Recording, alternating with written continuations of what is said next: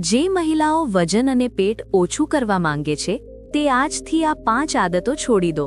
વજન અને પેટ તરત જ ઓછું થવા લાગશે. જો તમે રોજ અરીસામાં પેટ જોઈને બોલો છો કે હું તો ઓછું ખાઉં છું, તો પણ આ પેટ કેમ નથી જતું?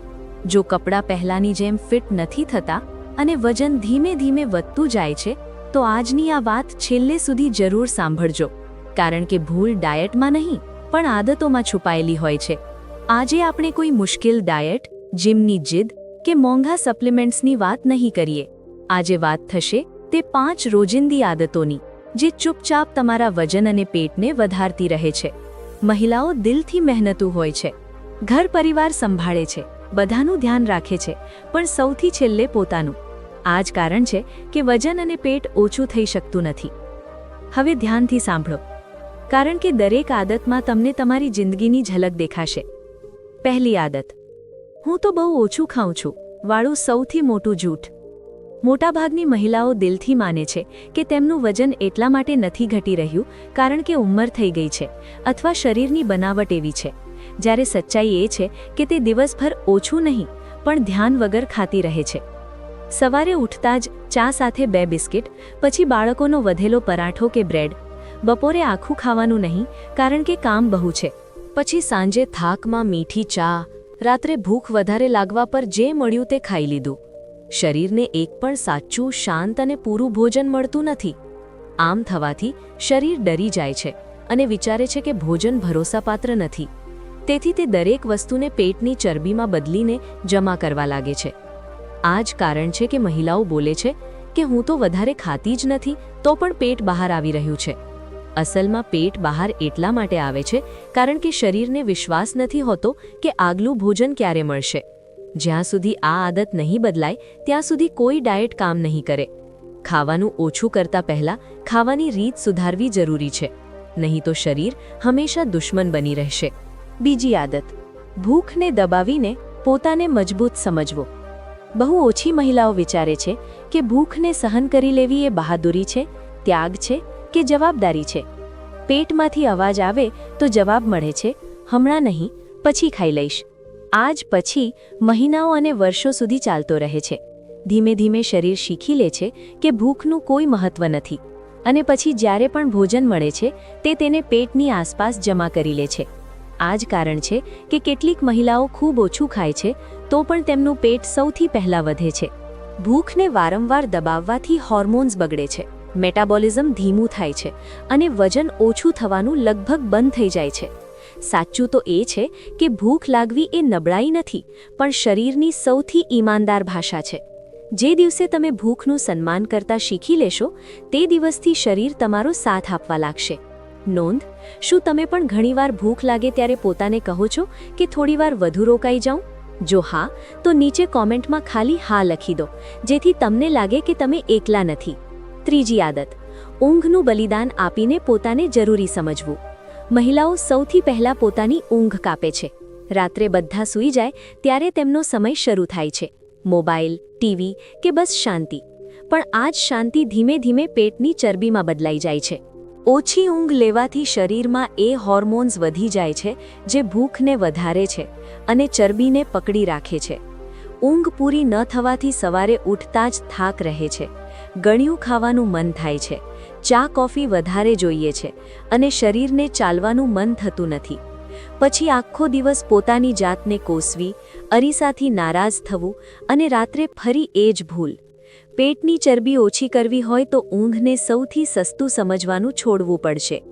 7 કલાકની ઊંઘ દવા તરીકે કામ કરે છે, પૈસા ખર્ચ્યા વિના. જ્યારે ઊંઘ સુધરે છે ત્યારે વજન આપમેળે હલવાનું શરૂ કરે છે. ચોથી આદત, એ માની લેવું કે ઘરનું કામ જ બધું છે. ઘરનું કામ સરળ નથી, તેમાં કોઈ શંકા નથી, પરંતુ આ કામ શરીરને તે સંકેત નથી આપતું જે પેટની ચરબી ઘટાડવા માટે જરૂરી છે. ઝાડુ પોતું, વાસણ, રસોઈ બનાવવી, આ બધું અલગ અલગ ગતિમાં થાય છે. ક્યારેક ઝડપથી, ક્યારેક રોકાઈને. શરીરને રોજ એક નક્કી સમય સુધી સતત ચાલવાની જરૂર હોય છે, જેથી તે સમજે કે હવે જમા થયેલી ચરબીને બાળવાની છે.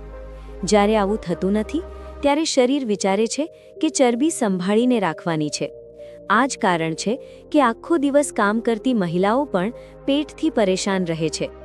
10-15 મિનિટની રોજની ચાલ, હળવી કસરત કે માત્ર ખુલ્લામાં ચાલવું પણ શરીર માટે ખૂબ મોટો સંદેશ હોય છે.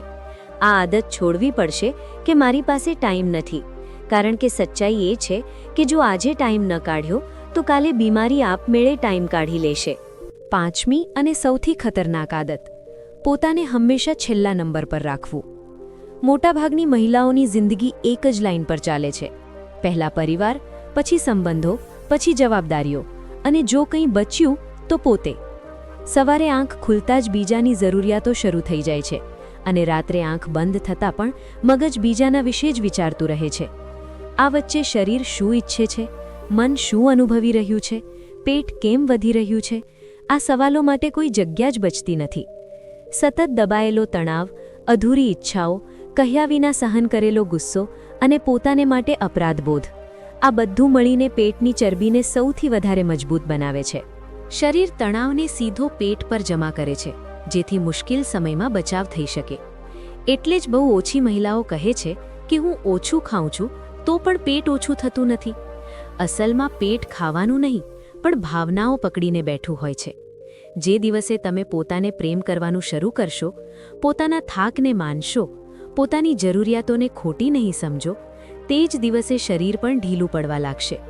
વજન ઓછું કરવાની શરૂઆત ત્રાજવાથી નહીં, પણ આત્મસન્માનથી થાય છે. પોતાને છેલ્લા નંબર પર રાખવાની આદત છોડો, કારણ કે જ્યારે તમે ઠીક હશો ત્યારે જ બધું બરાબર ચાલશે. આ 5 આદતો ઉપરાંત કેટલીક નાની વાતો પણ કેટલીક નાની વાતો છે જે જો તમે રોજિંદા જીવનમાં અપનાવી લો તો વજન ઓછું કરવાની ઝડપ આપમેળે વધી જાય છે. પાણીને દવાની જેમ લો. તરસ લાગવાની રાહ ન જુઓ, કારણ કે ઓછું પાણી પણ પેટની ચરબી વધારે છે. ખાધા પછી તરત સૂવાનું છોડી દો, ભલે 5-10 મિનિટ જ કેમ ન હોય. થોડું ચાલવું શરીરને સ્પષ્ટ સંદેશ આપે છે કે ભોજન પચાવવાનું છે, જમા નથી કરવાનું. મોબાઈલ જોતા જોતા ખાવાની આદત ધીમે ધીમે ઓછી કરો, કારણ કે ધ્યાન ભટકાવેલું હોવાથી પેટ ભરાવાનો સંકેત મગજ સુધી પહોંચતો જ નથી. દરરોજ પોતાના શરીરને 2 સારા શબ્દો બોલો, ભલે અરીસામાં જોઈને કેમ ના હોય, કારણ કે પોતાની જાતથી નફરત કરીને કોઈ શરીર પાતળું થતું નથી. બદલાવની ઉતાવળ ન કરો. વજન ઓછું થવું કોઈ દોડ નથી, આ એક સફર છે. જ્યારે તમે ધૈર્ય રાખો છો, પોતા પર વિશ્વાસ કરો છો અને રોજ થોડું સાચું કરો છો, ત્યારે શરીર પણ જીદ કર્યા વિના તમારો સાથ આપવા લાગે છે.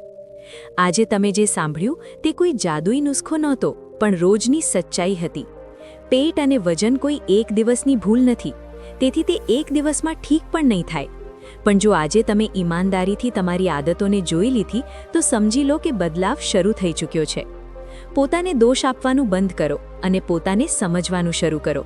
યાદ રાખો, એક સ્ત્રી જ્યારે પોતાના શરીરની વાત સાંભળતા શીખી જાય છે તો તેને કોઈ રોકી શકતું નથી. આજથી નહીં, અત્યારથી જ પોતાના માટે થોડો સમય કાઢો, કારણ કે તમારું શરીર તમારો દુશ્મન નથી, તે તો બસ તમારો સાથ ઈચ્છે છે.